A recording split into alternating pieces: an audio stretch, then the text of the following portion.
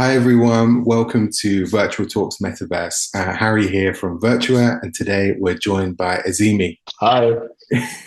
So today we're going to be talking about the metaverse with the man himself at Virtua, who is all things metaverse for us. So Azeemi, can you tell us a little bit about your background, your experience, and your role at Virtua? Hi guys, I'm Azeemi and I'm the Metaverse Guy. And supposedly I'm the guy responsible for everything Metaverse. That includes from ideation to visualization to production and eventually the tech itself. And it's a 360 kind of a job, 24/7, 360 all around. And it's more than a job. It's something which I always envisioned to be, which I always like wanted to be, to create new worlds, to do things which people generally they don't attempt those kind of things. And we here down here always had a thought that we have the capacity to build a new world, a digital world. So let's try that. And this is what we have been building for the last 8 years, 7, 8 years now. And I think we are pretty much there when everybody in the world is now finally talking metaverse. Us lot is not crazy anymore. We are relevant now. We obviously affectionately, you're known within the business as the Metaverse Guy, and you're very happy with that title rather than being, kind of, a chief technical officer or something like that. Why is that important to you to stay with that title? Well, actually, again, I think we had that conversation when I was moving into from Big Massive, the CEO of the company, from the product development company to the product company, which there had to be a C-level title, and we were having that discussion, and it was me, Jawad, Anoop, and a call, and then I was like, why does it has to be a C-level something? And Jawad was like, yeah, you're right. And I was like, yeah, we build new worlds, so let's create a new title, being the rational in all of the craziness who he is. And you're like, how am I going to explain to banks and financial institutions that there is a CEO and CFO and CMO and a TMG? And you're like, your job. But again, he went with it. I'm so glad he approved it. So here I am. I'm the TMG in the company.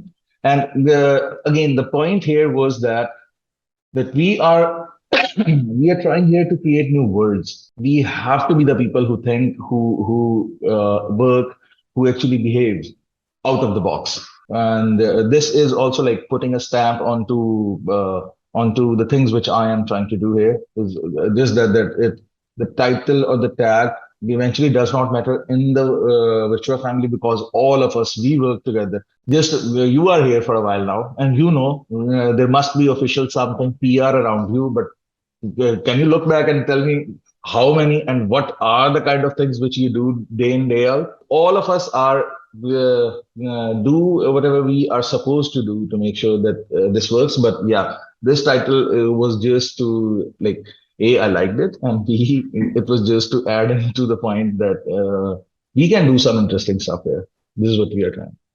Absolutely, yeah. I think it's great. It really says a lot about who we are as a company and also how we approach things. As you say, and everybody is here just pulling in the same direction to make things happen. Yeah. In terms of the metaverse, you're quite philosophical in your approach to designing a virtual world. When you're building a digital space, it's easy to think about it as just numbers and code. But what makes it special is bringing it to life. Can you tell me a bit about your approach and your philosophical kind of ideas? It will be too philosophical. It will get boring, Harry. Trust me, nobody's going to watch this podcast.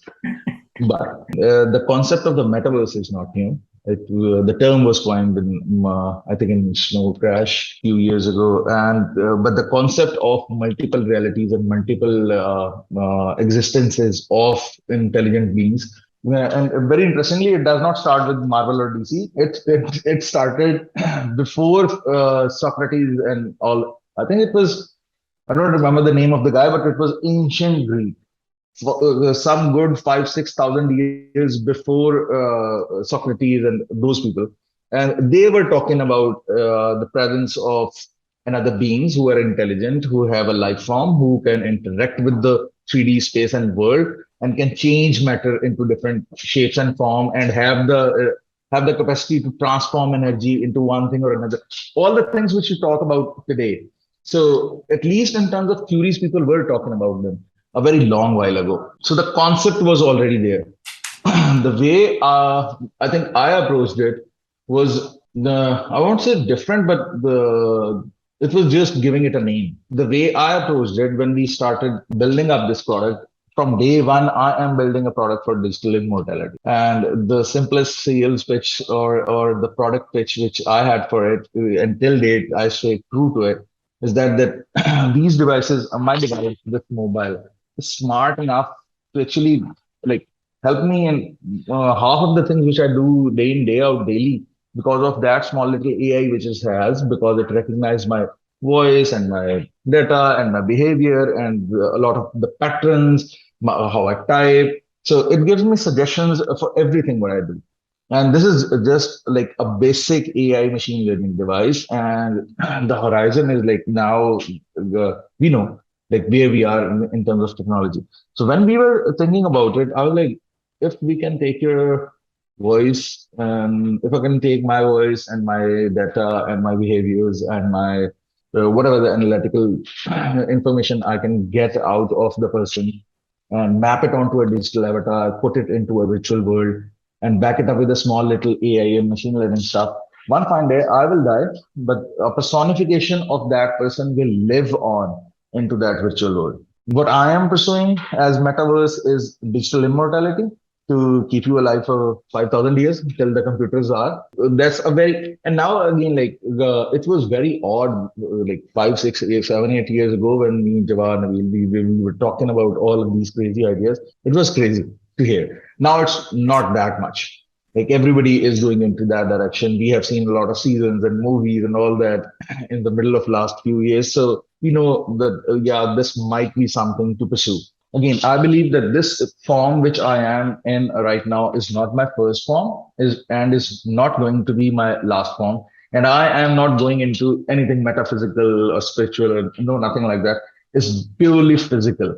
37 years ago, for a year or something, I was in another form, an embryological form, taking shapes and etc. while I was being conceived like this. And I don't remember anything about that, but it was still me. And for last, I don't know, 4,000 or 4 billion years, whatever the science can agree on, I was traveling in a body of a male and a female as a sperm and an egg separately and was like all carried forward up till to that point where the universe decided that now I should take this form. So the puzzle connected and it's not a random instance because I have a unique DNA. I have a unique, like again, thumbprints, etc. And there is only one copy of me. So which means that those two parts which conceived me were actually supposed to create me. It was not a random instance that otherwise the puzzle would not have fit, or there would be a possibility of other copies or other people just like me. So if the possibility is we all believe in that there is only one of me, it was supposed to happen. And the form I was in two parts, I don't remember anything about it, but I was alive. I was doing some activities. I was traveling from people to people. Then the form in which I got conceived into this form, I don't remember anything about it. And now this form, I am aware about most of it, but most of the things which I'm aware of are of this moment. I particularly don't remember like what happened when I woke up today or what happened like yesterday. Yes, I can look back and recall or try to think about it, but not like here. So, right, this is how I believe in the form of life. And I believe that life is not dependent upon the shape and form which we take. And it can be carried on in various different kind of films. And one of them could be digital. And this is what we are trying to attempt. I like it. And I think, being able to be philosophical, being able to think about different forms, really enables you to have a great vision for what the metaverse can be. And with it being in its, the metaverse is here, but it's not quite here. It's happening. It's being built by people with a vision. And we're lucky enough to have you here with a vision and being open to interpretation. No, no, it's a player which we all share with everybody of us. It's amazing. One thing, I know that you're a big reader, and I'm a big reader as well. So anybody watching, make sure you're always reading because it's a great thing to do. And you mentioned obviously it's Snow Crash, I think. Yeah. And, are there any other books that you think have informed your approach to the metaverse? Oh, well, actually, this is very funny. I read and went through Snow Crash and Ready Player One and all these things after, I think in 2020 or something. Like already when we were halfway through all of the thought process, because I did not want to like, I was like, yeah, since I have told you the strange belief which I have, I also believe that all of us are probably in this shape and form. We are just like these devices, a great device which has a camera and functions and stuff, and it can do things for me. But in order to perform what it is supposed to do, it needs a connection. It needs a Wi-Fi or internet or a SIM card or something. If I take all of that out, it's still a great device, but it does not serve the purpose rightfully. So I believe that this is how we are, and I believe in a universal conscience, and I believe a universal system of knowledge and information. And if somehow I'm lucky enough to be elevated, or I have been passionate enough to push through and get elevated to the point where I can access that universal consciousness, just like this, my mobile can access the internet and get the information for me. The way I believe is like the whole conscience of knowledge exists in one layer as one entity, and we can access it and get that. And that is why a lot of people who are thinking about the same things get the same ideas. There is in the history of art, there is a lot of questioning about like same ideas and same things and repetitions, and there have been incidences where two painters have painted almost identical paintings centuries apart without knowing or seeing each other's work or even understanding what the other person was doing, but they got the same idea because they had the same intuition. As I was saying, it's not a new thing. People were talking about it in a prehistoric time. All we are trying to do is just approach it digitally and see that if we can actually like take this human form forward into another form of life, which is now digital, and which I think human beings as a species have come to that part of technology where they are capable enough to actually sustain it. And people don't understand the concept of blockchain, the blockchain, they see it as a ledger, they see it as a money transfer mechanism, or we see it as providence. That is why it is one of the core part of our tech stack as a product. Because in this world right now, I have everything. Either it's owned or it's not owned, but it still is. It still has a coordinate. It still has a placement. It still has a relation of one thing to another. In a digital world, if this is one line of code and this is this line of code, and they are creating something for you to look at, probably there is no providence between them. Probably there is no connection between them. Probably this part of code can be coming from some server and the other one is running on something, and then they are creating a same effect. But eventually, to move, to live, to do things in that virtual world, you will be needing reference points. You will be needing providences. You will be needing proof of ownerships. You will be needing all sorts of those stability mechanisms which we have in this world knowingly or unknowingly. So for us, blockchain part of the technology actually covers that sec. Blockchain is technically the providentiality of that metaverse, and yeah, and so many others. So I think we are on the verge of the most advanced technological wonder which human beings have ever achieved. And I strictly like I don't want to sound like a techie, but I love Steve Jobs, and I actually believe in the quotation for the crazy ones. So I think we are those crazy ones. Yeah, I'm glad. I'm glad we're the crazy ones, and I think that's, a lot of it. Going back to ancient times of people, when people first started looking up to the stars and wondering what was out there, and now we're looking more internally at what is possible through people. We've spoken about some of the broader concepts of the metaverse and our approach. Can you tell me what's the latest with Virtua in terms of Prime, which is going to be our home planet in the metaverse, and maybe a little bit about Cardano Island? Where are we right now? Let's start with Cardano Island first because people have seen that bits and pieces of it. Now, right now on the Cardano Island, 60% of the island people have bought it and they love it. And the claim event went really well because what we did differently, or again, like this, everything what we do here is just based upon the facts that if a proposition is offered to us in real life, how would we want it to be? How would we as users, as people want to experience it? And then we try to convey it to the community, have a conversation, and then finally get to the solution or get to the proposition of it. So the way we offer land claim or the rarities, all the qualities of a certain land plots, we did not pre-decided it. It was a big tech challenge, but this is what we do. So we were like, okay, so these are your land deeds. You come to a map and now you claim your location on the map. We are not telling you that this deed belonged to sector plot, this. You have the whole of the map and you come over, you burn your deed and you get your land. That, I think, 5 of the most exciting days in the history of 5 years of the company were those 5 days of land claim windows, where for 2 hours, 3 hours, the land window was there.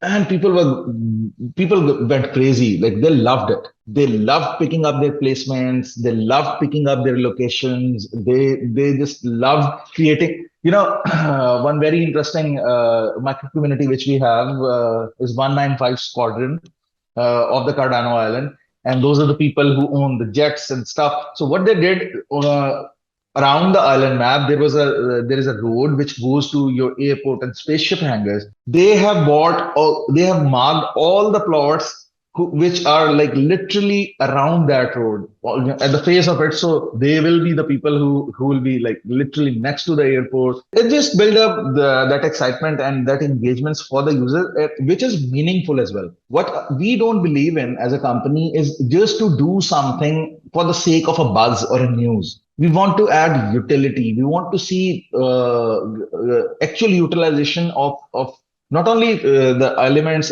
or the items which we are giving them or providing them, but also from their part, the engagement has to be real. It has to have feelings behind it. Yeah. Otherwise, it's just a one-time sale or something. We are not doing a sale pitch. We are taking you to another reality to live on. So people got really excited about that. So 195 Squadron claimed the Dead Pixels Society. They claimed a certain circle and had all their members to claim plots there. That is very nice. And then going forward, what we are doing, which I don't know, Peter will kill me if I tell you. But there are, I think, 3 events which are proceeding with probably a month's gap, month and a month and a month, which will build up the shape of the Cardano Island, which will, like right now, they got their deeds, then they got another opportunity to come back and select their lands. There are a lot of things which are mentioned on their land deed. It's boards, it's resources, it's a lot of other stuff. So in next few months, after every 1.5 months or a couple of months, they will be getting something. What they bought is yet not complete. This is what I will stop here and I will let them think that what it could be. So Cardano Island is on a very good roadmap in terms of how the community has approached it, how we are trying to keep them engaged, meaningfully engaged to what we are offering. As goes to the Virtua Prime, that is technically the biggest thing which we would be doing in a long while actually, because this is the home planet of the VFlex. This is the birthplace of the digital life form as we see it. This is where Vanessa infused into its conscience into the VFlex and gave them conscious to actually do things in the 3D world. And this is where they are bringing back the human beings from planet in their VFlex vessels from Earth to their Virtua Prime. So there is going to be a whole storyline, lore, cinematics, so many things in progress for all of that. We again for Prime, there are few islands which are already decided. When you go into the website or see the 3D world on it, you see few of the islands which are there. So those islands, few of them are already active. There are activities which are happening on those islands, as I believe it.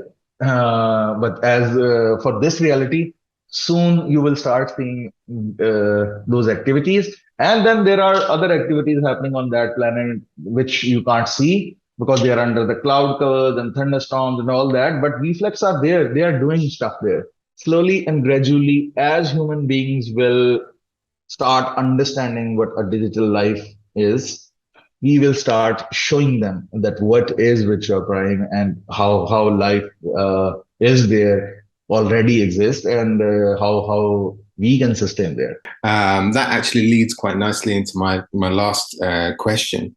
I've read that obviously Facebook Meta just announced today that they're bringing out some updates in terms of Meta and VR and things like that. What's your kind of immediate vision for the metaverse? How do you see it playing out in the space? I think there's a lot of ambition. What's the reality of what it might look like near term? Well, and before I tell you the near-term thing, what I would like to say that eventually the metaverse is gonna be alive or be real for us when the device when Neuralink will work, when we will have like a brain data communication service working, when we can have data projected to our eyeballs in some way and still interactable, and that is far away. So before that, we will have to get users to the points where what their utility devices are, and those are mobile and laptops as of now. There are two versions of the metaverse of the same world which we are building. One is being built in Unreal Engine for all those crazy things which we want to achieve eventually. And that is being built parallel on the side. A few of the PC components are already on PC, on Unreal. But in real terms, to get the metaverse in the near future to our audiences, we are building all of it in Unity WebGL, which means that everywhere where a Chrome browser is working, you will be able to experience metaverse. Which means a mobile user and a desktop user and a laptop user and probably I haven't we haven't done those controls yet, but it's just a matter of adding some controls into it. You'll probably be able to play experience the metaverse on your television screens with a handheld controller or something, because all of this utilize the strength of a web browser as simply. So we are as our first approach, we are going for Unity WebGL, which will allow us to cater everybody who has a working functional computing device with internet. Perfect. Brilliant. That's all the questions I have today. So thanks so much, Azeemi. Absolute pleasure, as always. Yeah, likewise, man. It's always great to talk to you. It's just that, day in, day out, when we have our heads into it all the time. Sometimes, sometimes you forget that what you were doing or what you started or what you were supposed to be doing, and all these sessions with you, they when we talk again, like re-talk or rethink about what we are trying to do, it's like, it's for me, it's reinforcing, it's like reminding me of my own self of what we are trying to achieve here. So these sessions, man, thank you very much for the invite. I think we'll have a few more where what I would do is like I will introduce you to a few other people as well who have helped us Oh, get to all absolutely. of this. Yeah, that'd be great. Anytime, always up for chatting to the team. And as you say, it's a big vision. And what surprises me is, how we're all on the same page. A lot of these answers I'm obviously aware of, based on some of our conversations. Yeah. It's great to come up for air sometimes and be like, yeah, we still got that same vision. We still know, where we're going, even though, there's so much scope, which is great. Yeah. All right, guys, thanks for tuning in to Virtual Talks Metaverse. I look forward to the next one, and I'm sure I'll be catching up again with Azeemi soon. Thanks very much. Bye, guys. Thank you.